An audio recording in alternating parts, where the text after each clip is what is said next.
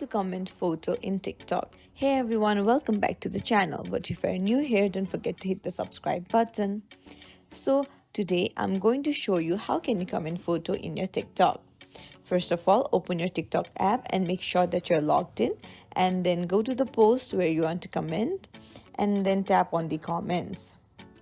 After that, on the message bar, on the comment section, tap on it, and if you see a camera icon above your keyboard, you're good to go. That is how you upload a photo.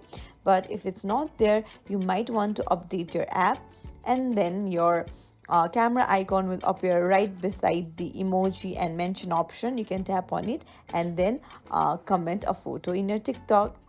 That's it. If you liked our video and found this video helpful, don't forget to subscribe to our channel.